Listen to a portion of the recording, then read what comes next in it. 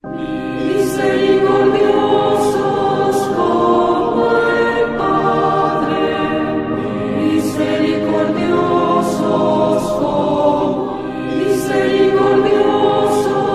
como el Padre, misericordiosos. Amigos de Lo que Quieres Saber, hola, ¿qué tal? Bienvenidos un lunes más a este espacio que ustedes ya saben, se emite a las 6 de la tarde aquí a través de su canal 6 con repetición sábado y domingo en horas de la tarde. El día de hoy, lunes santo, lunes 21 de marzo. ¿Qué tema nos trae el día de hoy? Un tema muy apropiado para nuestra Semana Mayor. Vamos a hablar acerca del año de la misericordia, de este año jubilar propuesto por el Papa Francisco. También vamos a hablar acerca de cómo Villeta es templo jubilar, cómo nos podemos ganar las indulgencias para mejorar obviamente nuestra vida espiritual, y también hablaremos de un sacramento muy importante como es el sacramento de la reconciliación, cómo acercarnos a él y cómo obtener esos grandes beneficios que Dios nos da a través de nuestros sacerdotes. Así de que sin más preámbulos, bienvenidos. Hoy tenemos un invitado muy especial, el padre Carlos Medina.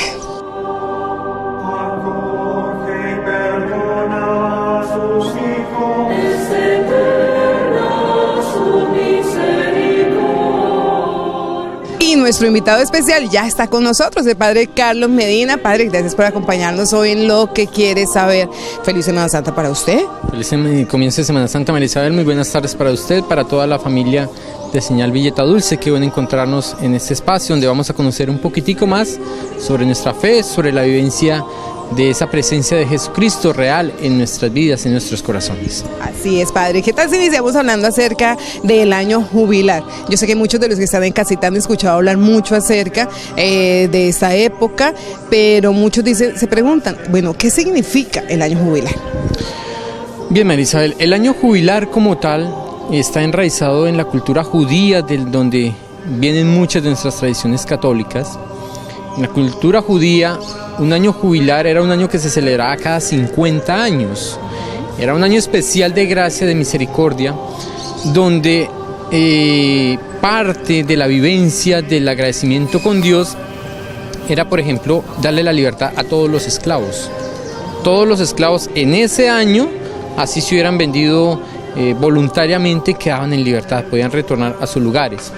Otro signo, por ejemplo, era que la gente no cultivaba la tierra. Ese año jubilar, las personas vivían de lo que la tierra producía. Era una forma de decirle a Dios, en acción de gracias este año vamos a también a dejar descansar la tierra. De allá viene ese año del jubileo o jubilar.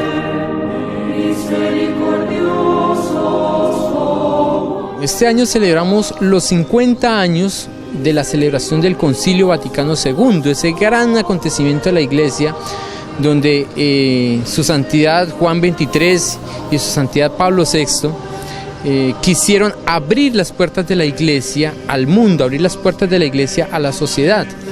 Este año el Papa Francisco, con ocasión de los 50 años de la clausura del Vaticano II, ha propuesto un nuevo año jubilar, un nuevo año de apertura de la Iglesia. De ahí el signo de la apertura de la Puerta Santa, de la Puerta Mayor allá en la Basílica en Roma.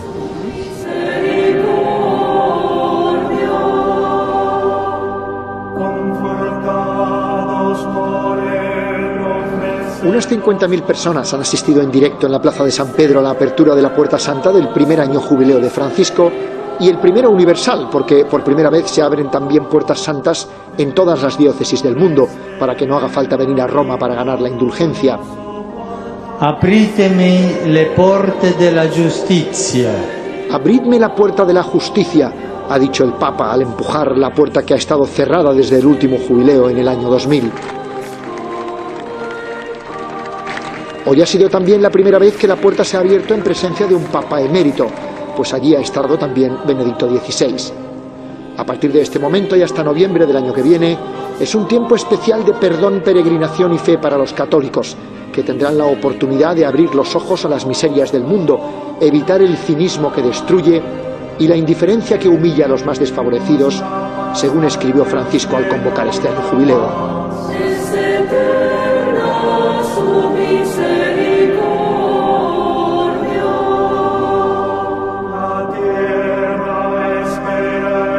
¿Qué vamos a obtener este año? ¿Qué es una indulgencia? ¿Por qué un año jubilar? ¿Por qué abrir la puerta de la misericordia de manera especial a aquellos que siempre se han considerado fuera de la iglesia? Para entender las indulgencias tenemos que entender, primero que todo, el daño que hace el pecado en nuestras vidas. Por un momento supongamos que esta hoja representa el alma en el momento del bautismo, un alma que está impecable, un alma santa. Nuestros gestos, nuestras actitudes, nuestros pecados, cuando son cosas pequeñas, una grosería, es como si claváramos un alfiler en ella. Supongamos que la grosería fue solamente 3 veces en el día. Y eso hablando de groserías. Hablando solamente de groserías. Pensemos por un momento, nos agarramos con el marido, ¿cierto? Peleamos con el vecino porque el perro vino y hizo sus necesidades en mi puerta. Inventamos un chisme. Ese es un poquito más grave. Cosas sencillitas. Peleamos porque la sopa del desayuno estaba fría. Y estamos apenas empezando el día. En un momentico nomás. Pensemos esto multiplicado por 10 años, 15 años, 20 años sin confesarnos. ¿Cómo está el alma? Pero eso tiene un problema mucho más grande. Estos son los pecados veniales, aquello que no es tan grave, que no afecta a la vida. Pensemos, por ejemplo, cuando inventamos un chisme contra la dignidad de una persona. Cuando destruimos la dignidad de una persona, eso es algo como esto, clavado en el centro del alma. Pensemos cuando abortamos, pensemos cuando hay homicidios, pensemos cuando hay violaciones, cuando hay abusos. ¿Cómo estaría nuestra alma? Completamente rota, destruida. De alguna manera. Cuando tú vienes a la confesión, cuando te acercas al sacramento de la confesión y el sacerdote te da la absolución, ¿qué hace el sacerdote? Borra los pecados que había en tu vida.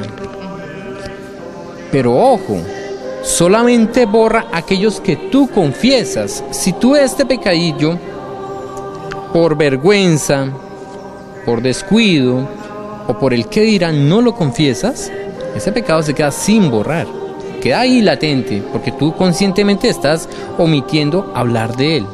Es necesario expresarlos. Cuando vemos los pecados mortales, Padre, yo aborté, por eso se reservaba al obispo, porque es algo muy delicado, algo que lacera mucho el alma. ¿Qué nos propone el Papa Francisco? Pues que todos podamos confesarlos este año. Sacamos el pecado, pero ¿cómo queda nuestra vida? Queda con una serie de heridas, de laceraciones que no podemos cerrar. La persona que aborta dura 20, 30 años con ese dolor. Cuando nosotros inventamos un chisme de alguien, eso que nosotros recibimos el perdón es el perdón del pecado. Pero ¿cómo restaurar la dignidad de esa persona que hemos dañado? Eso es algo que no se puede restaurar. Es como esa ruptura en esta hoja. Ya no se puede restaurar por mucho de que la tapemos, por mucho que la maquillemos, hay una herida ahí latente. ¿Qué hace la misericordia? ¿Qué hace la indulgencia? Es una gracia especial del Señor, del Espíritu Santo, que trata de sanar todas estas heridas, hasta el punto de que esta hojita nos la deja como si estuviera totalmente nueva. Todas estas consecuencias de lo que nosotros hacemos es lo que pagamos en el purgatorio. Cuando yo me muero, aunque me muera confesado, van a decir, pero claro, tú dañaste la dignidad de una persona. Tú hiciste que una familia pasara hambre. Cuando uno se queda con el sueldo de alguien, el sacerdote en la confesión, ¿qué le dice? Devuélvalo. Sí, usted lo devuelve en la penitencia. Pero ¿y esa hambre que aguantó esa familia esa semana? ¿O esa angustia que sufrió esa persona no se ha restaurado? ¿Qué nos pide la justicia? Restaura el daño que hiciste. Y esas son las penas que vamos a pagar al purgatorio. Ese daño social que hicimos con nuestro pecado. ¿Qué nos concede la indulgencia? Borrar todo esto. Que el alma quede nuevamente como si fuera una hoja nueva. Restaurar esto que nosotros humanamente no lo podemos hacer. Pero la gracia de Dios sí puede lograr restaurarlos, sanar esas heridas que hay abiertas en el alma.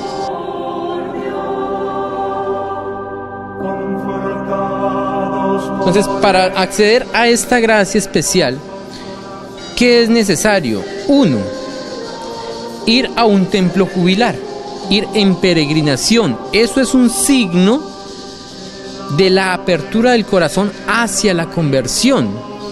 Y en eso yo quiero hacer una aclaración. Cuando yo voy en una peregrinación, debo asumir el gesto de los discípulos de Emaús.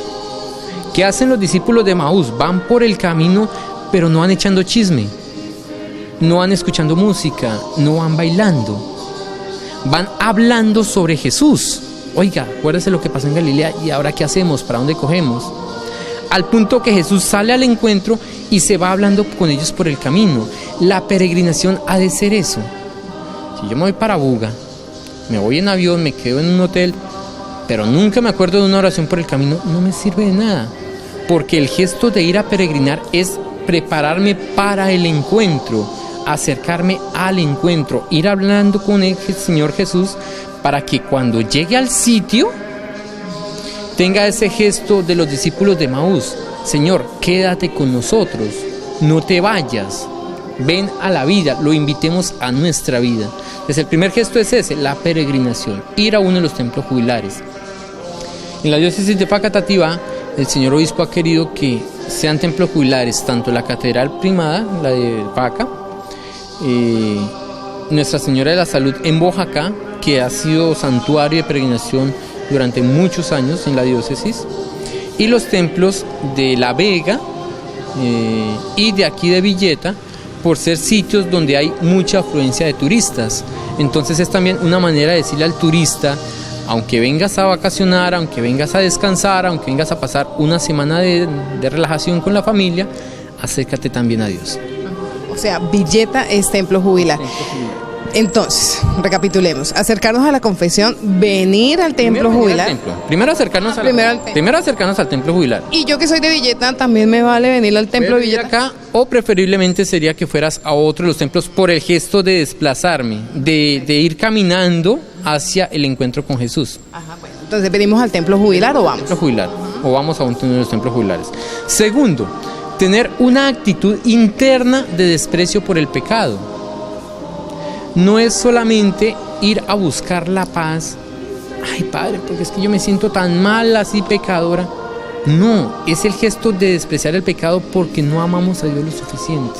Es distinto. Y esa es la segunda condición. Que vengamos no por el pecado, sino porque descubrimos que hay un Padre misericordioso que nos ama y que nos está esperando. Como quien dice, venir arrepentidos realmente. Realmente arrepentido. Esa es una condición clara. Tercero, acercarse a la confesión sacramentalmente. Sacramentalmente. No es válido, diciéndolo de alguna manera, ese gesto de yo hablo con Dios y le pido a Dios que me perdone y ya, basta. No, es necesario acercarse a la confesión sacramentalmente, al sacerdote, dialogar con él, expresar sacramentalmente las faltas, los pecados, recibir la absolución. Tercera medida. Como cuarta medida, la celebración eucarística, participar de la Eucaristía. Normalmente dentro de la Eucaristía, de una Eucaristía bien vivida, bien celebrada, una Eucaristía donde le agradezca a Dios: gracias, Señor, por esta fiesta que me has hecho, como el hijo pródigo. Gracias, Padre, por esta fiesta que me has celebrado, donde me voy a encontrar contigo, donde voy a alimentarme contigo y donde una vez más voy a gozar de tu amor al participar de la Eucaristía. Terminando la participación de la Eucaristía, hacer una oración por las intenciones del Papa. Que muchos piden la oración. Que muchos piden la oración y muchas obras que él está realizando necesitan de nuestra ayuda. Entonces, bien sea un Padre Nuestro, bien sea un Ave María, o bien sea la oración del año jubilar, pero ofrecerla de manera especial por las intenciones del Papa. Y finalmente, hacer una obra de caridad. Ahora, algo que tenemos que tener claro es que la indulgencia no es solamente para mí. Yo la puedo ofrecer por otra persona, la puedo ofrecer por un familiar que está en el purgatorio, la puedo ofrecer por las benditas almas, la puedo ofrecer por los mismos niños abortados. Entonces hago todo el ejercicio, vengo en procesión, vengo al templo, me confieso, participo en la Eucaristía y ofrezco la obra de caridad por la salvación de las almas del purgatorio. La puedo ofrecer por otra persona.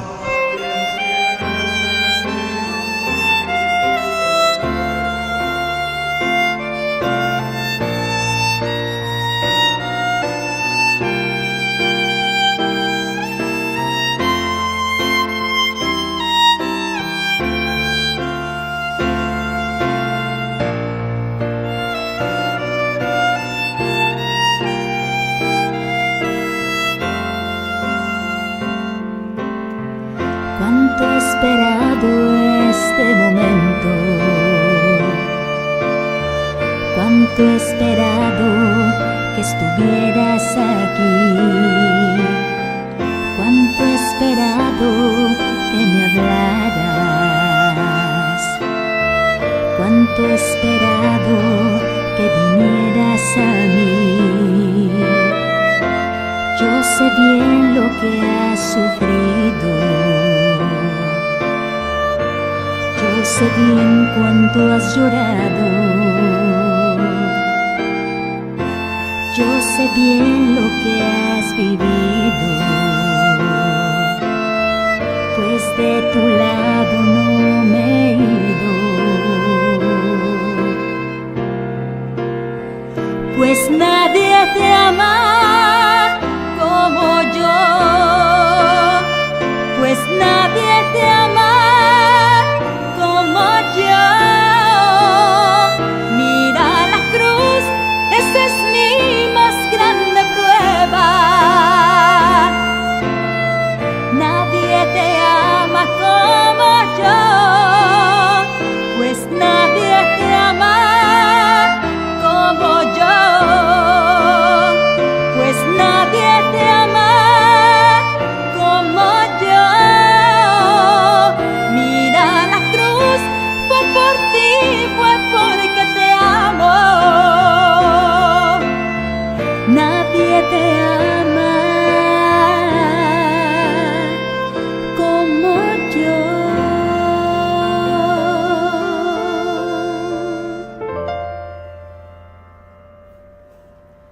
Padre, dentro de la obra de misericordia que debemos hacer para ganarnos esta indulgencia, ¿cabe también traer un mercado aquí al templo para que ustedes lo lleven a una familia realmente necesitada?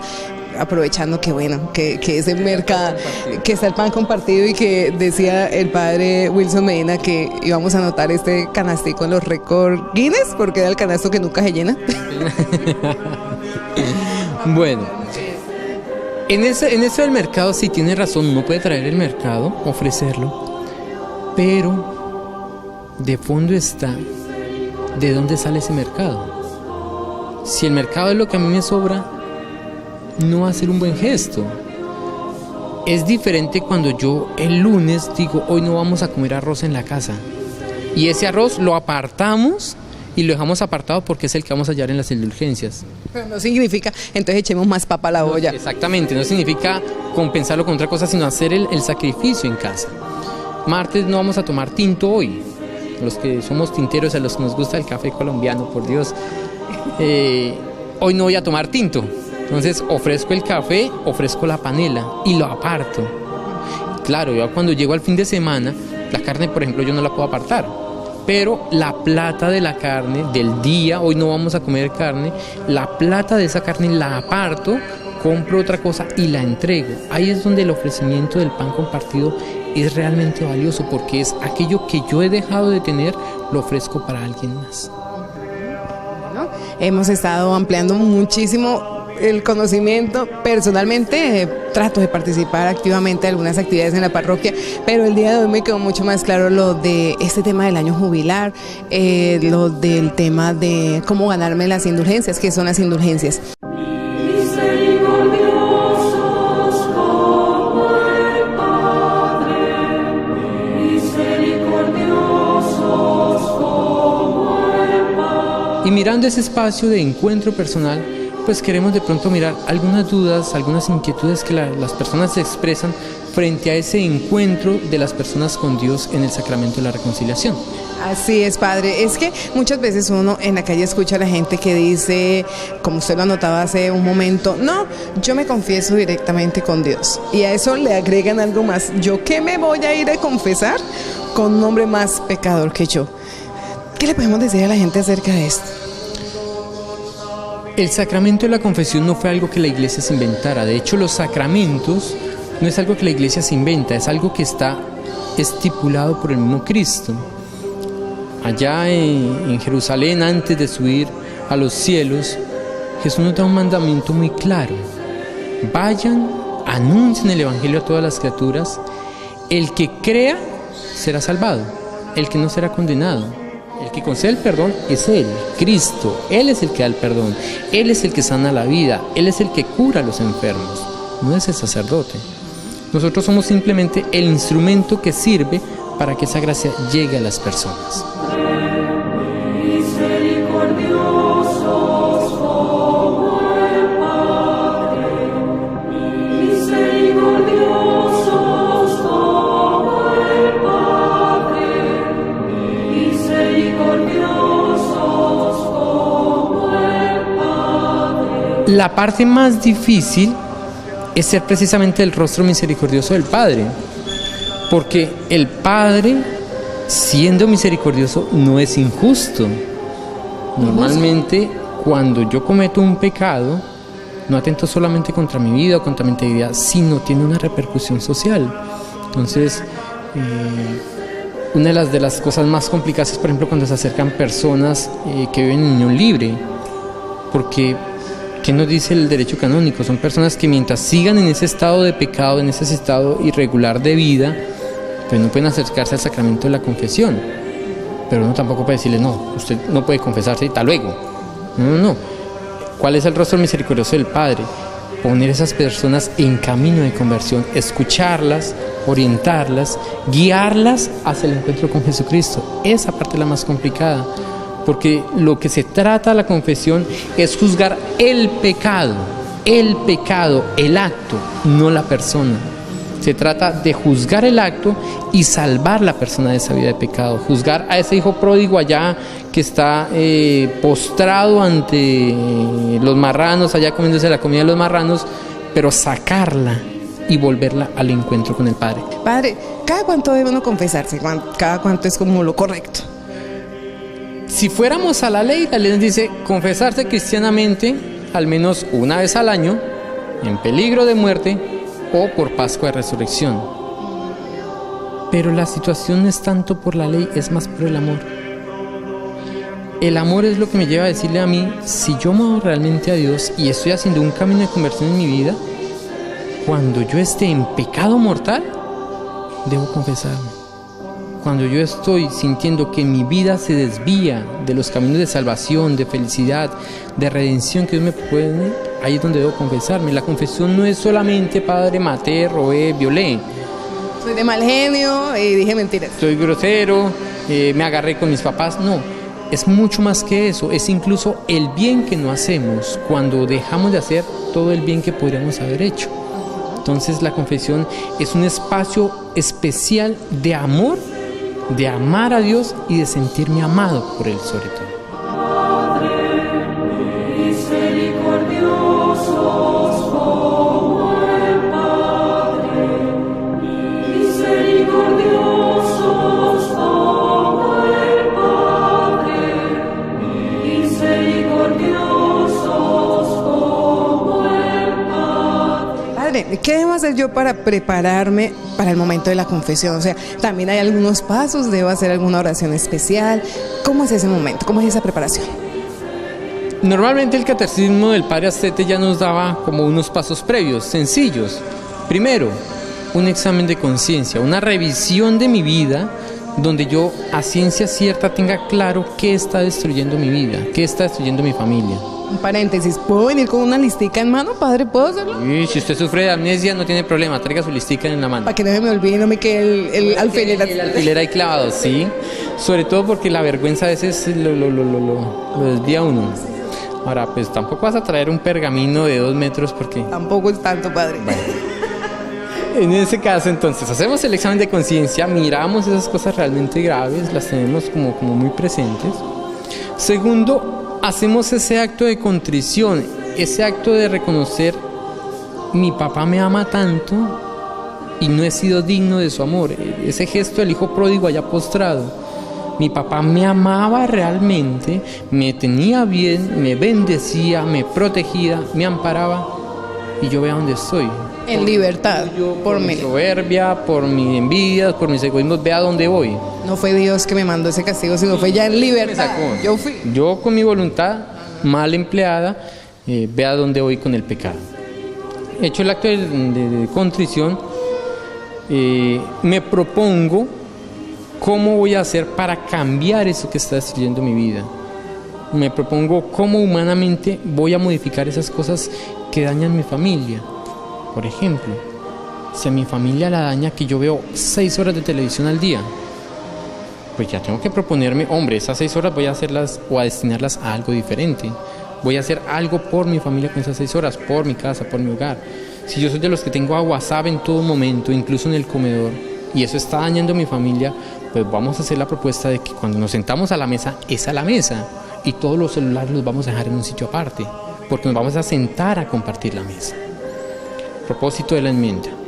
Vengo, me acerco al sacerdote, hago la confesión de boca, lo que es hablar propiamente con el sacerdote, todo lo que está pasando en mi vida, recibo la absolución sacramentalmente y el sacerdote me pone una penitencia, generalmente que tiene dos sentidos. Uno, acercarme a la presencia de Dios, sentirme amado por Él, y 2, una acción social, que mi penitencia tenga también una repercusión en la vida de la sociedad, en la santificación del pueblo de Dios. Misericordiosos como el Padre, misericordiosos como el Padre, misericordiosos como el Padre, misericordiosos como el Padre. Bien, Padre, tenemos que, antes de despedirlo, agradecerle por todas sus enseñanzas en el día de hoy. Fue una catequesis maravillosa que sé que llega al corazón de todos. A mí me enriqueció muchísimo y sé que también a todos allí en casita. Seguir invitando a todas las familias en esta Semana Santa. Yo sé que es un espacio de descanso, que es un espacio vacacional, que es un espacio familiar, pero que también en este espacio de relajación, de descanso, que busquemos la presencia de Dios. Así sea, Padre. Muy bien, ese momento entonces de despedir nuestro magazine por el día de hoy. Vamos a dejarlos con este lindo video que definitivamente nos invita a eso, a la reconciliación con nuestro Dios y esa vida nueva que Él nos da a través de ese sacramento que Él mismo nos dejó. Tengo que agradecer obviamente la cámara de edición de mi amigo Javier y también de Xiomara León. Así de que recuerden todos ustedes, estamos en la Semana Mayor, tiempo de reflexión. Un hombre tenía 2 hijos, y el menor de ellos dijo a su padre: «Padre, dame la parte de los bienes que me corresponde». Y le repartió los bienes.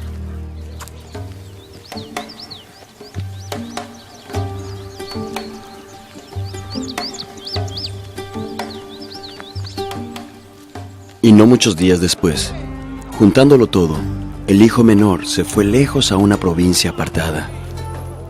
Y allí desperdició sus bienes, viviendo perdidamente.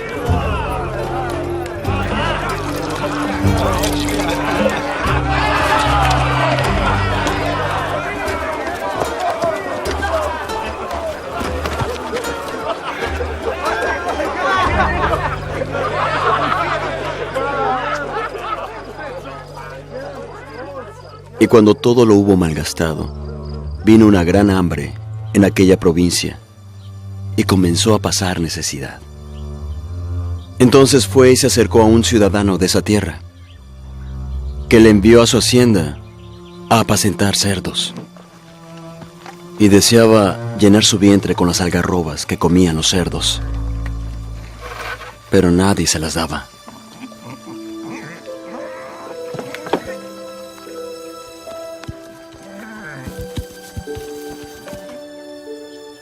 Y volviendo en sí, dijo: «Los jornaleros en casa de mi padre tienen abundancia de pan.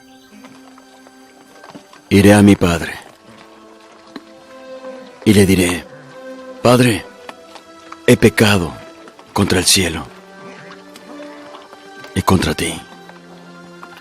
Ya no soy digno de ser llamado tu hijo. Hazme como uno de tus jornaleros». Entonces se levantó y fue a su padre. Y cuando aún estaba lejos, lo vio su padre y fue movido a misericordia.